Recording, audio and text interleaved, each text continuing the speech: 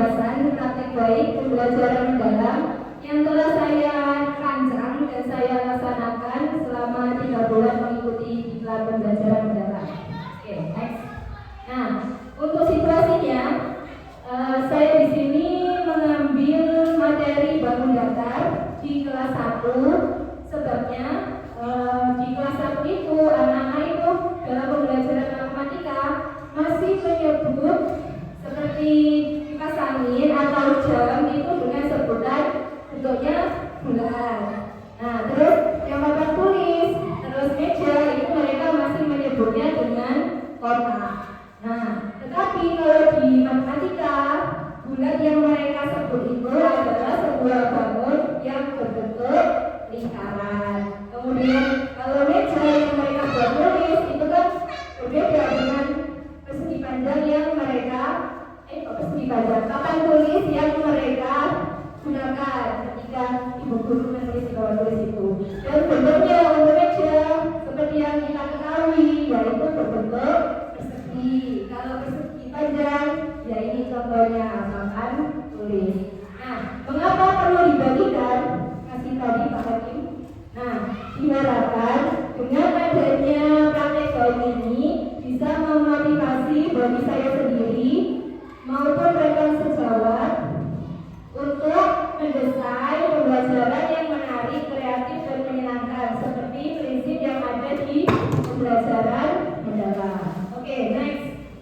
Oke, tantangannya yang pertama, mengubah paradigma pembelajaran dari ceramah menjadi aktif, kreatif, dan menyenangkan. Sebenarnya kurikulum yang lalu-lalu itu kan mengupayakan anak-anak supaya aktif. Betul ya Bapak Ibu ya? Tidak hanya ceramah. Kenapa? Kalau kita ceramah saja anak-anak tentunya bosan. Kita sendiri yang ceramah juga capek. Betul? Oke, yang nomor 2 yang tadi, keterlibatan murid rendah bila hanya mendengarkan penjelasan. Seperti tadi, mereka cepat bosan, apalagi kelas 1 harus diajak main-main atau mengerjakan sesuatu yang lain agar mereka bisa paham dan tidak cepat bosan.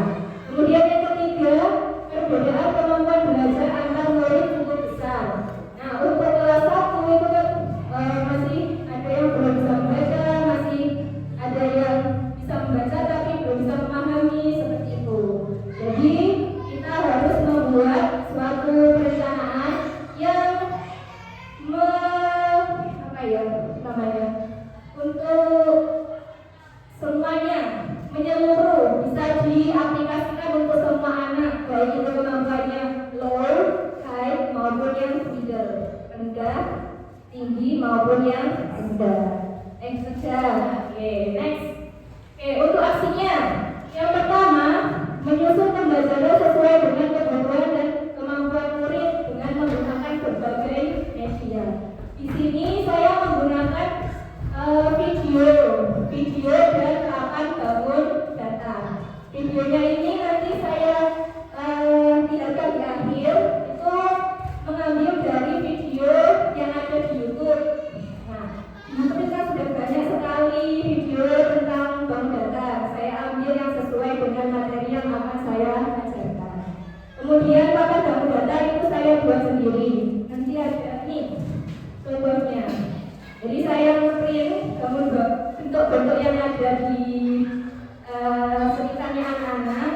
Misalkan itu ada bola, terus buku, terus papan tulis dan sebagainya. Itu saya print, kemudian saya kasih retekan lah, yaitu. Nah, jadi mereka tinggal menempel-nempel benda-bendanya sesuai dengan bangun yang ada. Kemudian yang kedua, menyiapkan pembelajaran yang berfokus pada keaktifan murid. Di sini saya masukkan quiz, saya masukkan diskusi dan presentasi. Tentunya ini kan anak-anak tidak hanya pasif ya, mereka pasti aktif. Nah, selanjutnya menyusun pembelajaran sesuai dengan kaidah perencanaan pembelajaran mendalam atau PPM. Nanti ada slide selanjutnya. Yang terakhir yaitu melakukan refleksi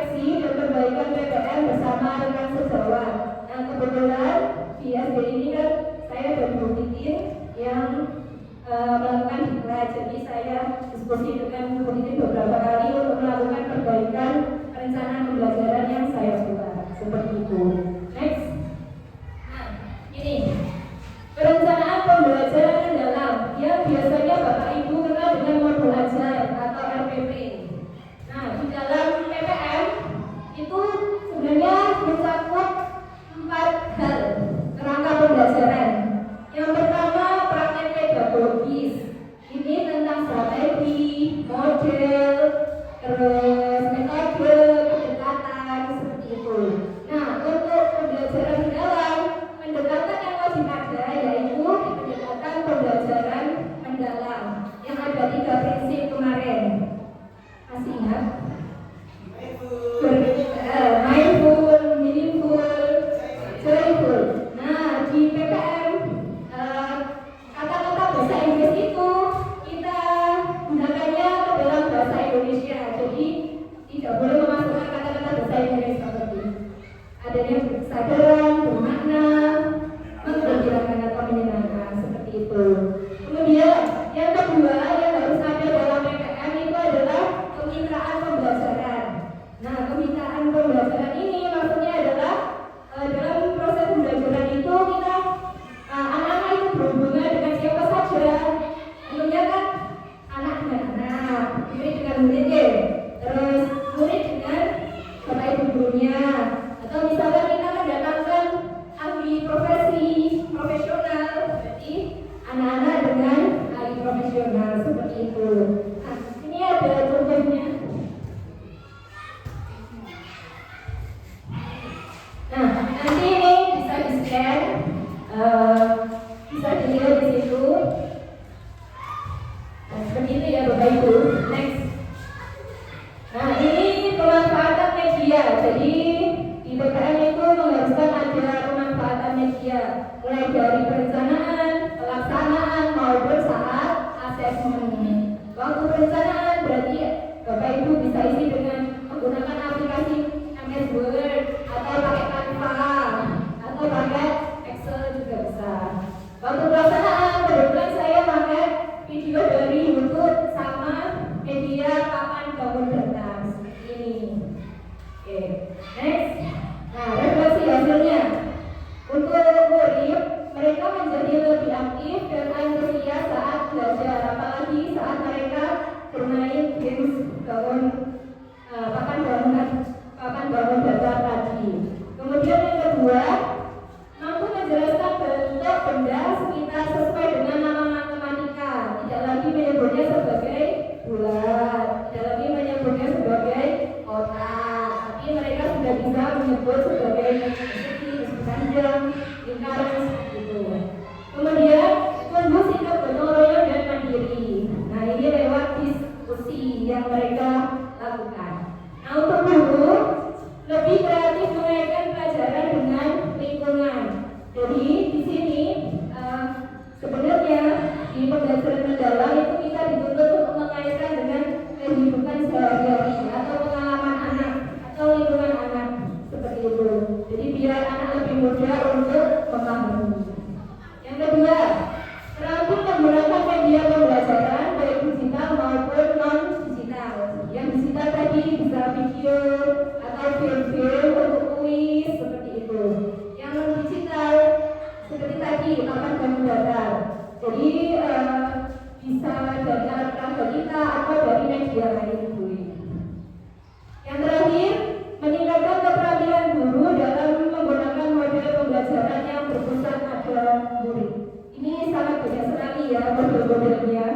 Ada PJBL, ada PBL, Visual Learning, seperti itu. Jadi tidak hanya ceramah aja. Next. Nah, ini cuplikan kegiatannya, nanti bisa dilihat di drive ini ya. Oke, terima kasih. Demikian untuk